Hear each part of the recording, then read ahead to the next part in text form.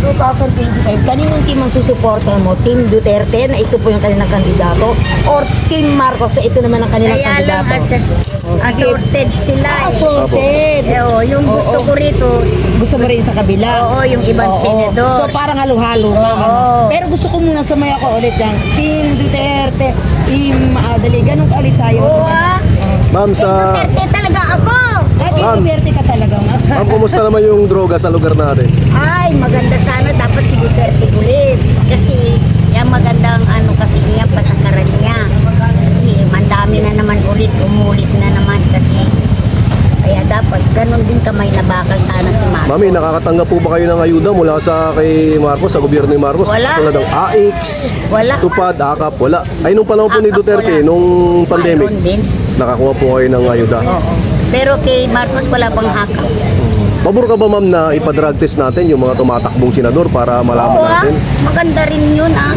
Kasi para yung mga drug addict eh, kung sino naman talaga. Mamaya, dukutin na. Okay na. Ma'am, doon sa ma'am, doon sa 6 na taon ni Pangulong Duterte, bigyan mo siya ng grado 1 to 10, 10 ang pinakamataas. Ano yung mabibigay mo sa kanyang grado? Ang maibibigay ko sa maganda rin magpalakad siya. Kasi ang importante sa mga kabataan. Na nakakaiwas sila sa mga krimen ba. At saka yung curfew ba, tinutupad talaga. Maganda yun. Kaya ngayon, wala ng curfew. Kaya maraming pag-alala. Wala nang curfew dito sa lugar Dito natin. sa amin mayroon mga ano, dito mayroon 10 to 4. 10 to 4. Kabataan. Ewan ko sa iba. Patuko talaga siya. Presidente. Duterte. Sa may election 2025, Team Duterte o Team Marcos po, sige. Ito na po yung kanilang mga line up pareho. Tingin na lang po kayo. Ay, pa ako nawawala sa ano, butuan. Palagi ako na. Ay, di pa po. Kasi Mami, mag-survey lang kami. Present palagi sa Duterte. Bakit po Team Duterte, ma'am? Ay, maraming nagawa. Ang Team Marcos, wala yan. Duterte tayo. Ma'am, nakakakuha po ba kayo ng ayuda mula dito sa gobyerno ni Marcos? Katulad po ng Ay, AX, hindi na Tupad. ako kukuha dyan kasi kinuha mo yan, binibita mo yung boto mo. Ayun, Yan. ganda naman. Kailangan magkaisa tayo Pilipino, Duterte tayo. Kaya, galit na kami dyan kay Marcos, kala mo ba? Ano ba yung mga pangako ni Marcos na hindi Ay, niya natupad? pako! Bigas! Natupad. 20 Bigas. pesos! Hanggang ngayon, wala pa. O, di ba? Ma'am, Ibinuto ko pa naman yan akong campaign yan dun sa Pangasinan. Nabudol ako. Nabudol po kayo. Nabudol. Eh, ano tayo? Ma'am, may Duterte, panawagan po. Gonzaga. May panawagan po na magpa-drug test si Presidente Ay, oh, Marcos. mas maganda yan. Maganda yan para at least kita ng taong bayan na siya wala. Para maklaro yung pangalan niya. Pero kung ano, yung ikuha ko natin ngayon sa kay panahon ni Tatay Digong. Ay ngayon mahirap na kasi hirap na ang bansa natin, di ba? Kaya nabudong kami diyan kay Bongbong Marcos. Nag-campaign period ako diyan sa Pangasinan sa amin. Nakahalos lahat doon. Kinampin ko yung walang bayad kahit suliso yan. Hindi ako naghingi diyan, kaya ako nabudol. Kaya ang gusto ko lang sana maging yung pangako niya ay natupad niya kasi para sa taong bayan. Ma'am, kumusta naman yung droga sa lugar natin? Ay naku, nakakatakot, madami yan. Kaya yung kay Tatay Dugo malinis. Diba Nay, pag pumunta ka dito, kaya ang ginagawa namin, magsiselfie na lang kami sa simbahan. Pinapanalangin pa rin namin si Bongbong Marcos baka magbagong isip. Pero kung itutuloy na yan, wala na, alisin na natin, walisin na natin. Ma'am, yung mga presyo ng mga pangunahing bilihin natin. Sobrang mahal. Nahihirapan na kami. Sasabi sa balita kanina, ang baboy daw, bababa 350. Baba niya kay Daddy Digong 220. Imagine. Pa? Kumusta yung presyo ng bigas dito sa inyo, ma'am? Ay, mahal din. Kung magandang bigas mo, 60. Pag medyo pangit, 40. Ay, siyempre, papakain mo pa sa pamilya mo pangit. Ma'am, ngayon pong, maganda kasi naghahanap buhay ka, parang pagod ka eh. Ngayon pong darating na election, ma'am, ano pong panawagan niyo sa ating mga kababayan? Mag-team Duterte po tayo kasi makikita natin ang pagkakaisa natin. Labanan natin itong korupsyon, lalo na. Di ba na yung daming korupsyon? Tapos, nasasaktan na kami sa presyo. Dahil na ano yung gawin nilang propaganda nila sa TV na amuin kami mga citizen na ganito mura, ganyan.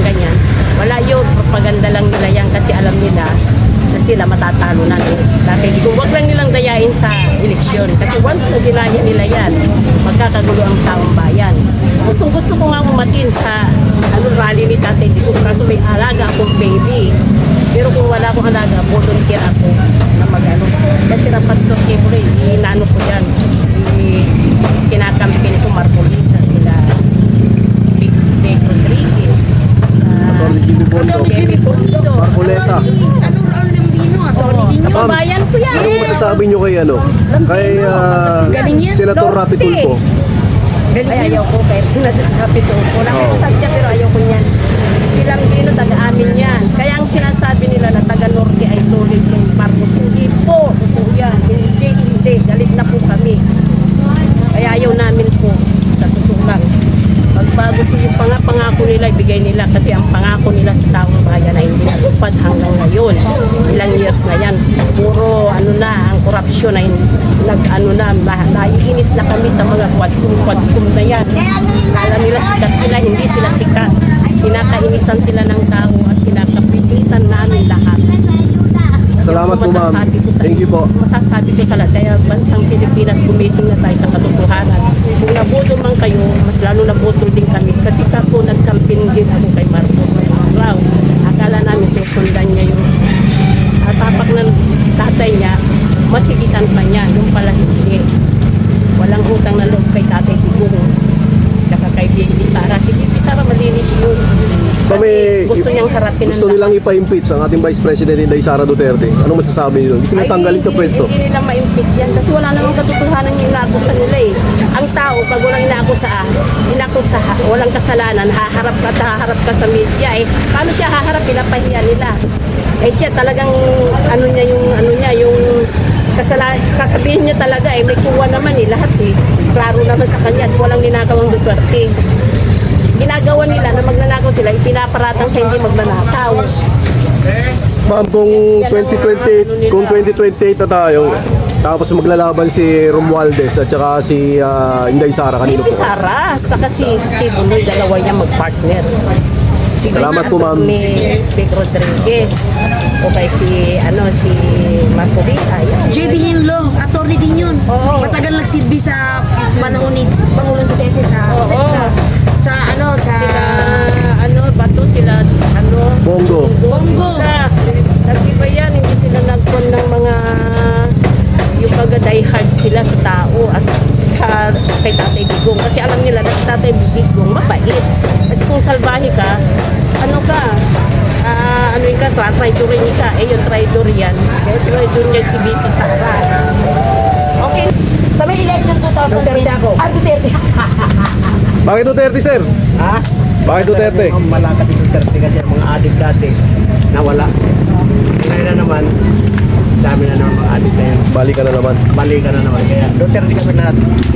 Sige sir, thank you po ha. Kung team ang susuporta nyo, Team Duterte o Team Marcos? Duterte. Ay, naku si ma'am. Bakit po Team Duterte ma'am? Sige po. Kung ano ang una niyang nagawa na kabutihan para may balik. Survey lang po tayo ma'am. Sa may election 2020, kanina po team ang pipili nyo, Team Marcos o Team Duterte? Yung Team Duterte, pag nakarap po sa inyo eh, yung kaliwa at ang kanan po ay Team Marcos.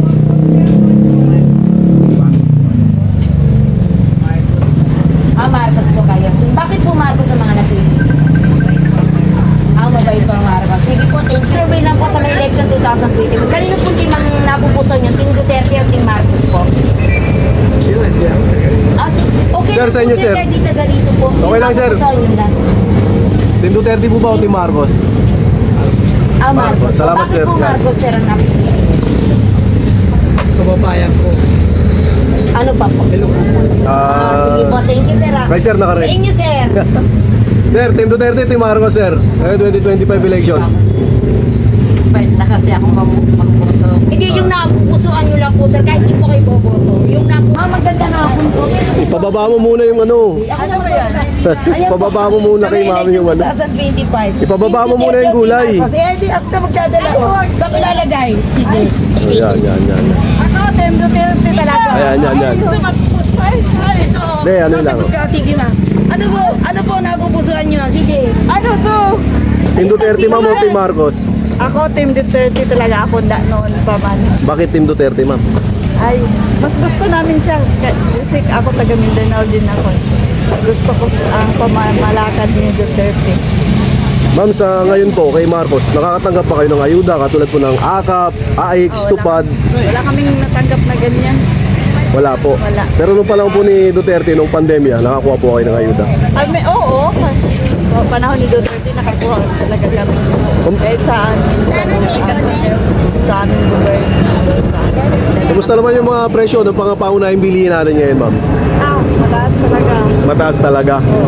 Ma'am, sa may election 2025, kanina po team masusuporta niyo? Sa Team Duterte at Team Marcos po, ma'am. Ito po yung sa Team Duterte, ma'am. Ito po yung Team Marcos.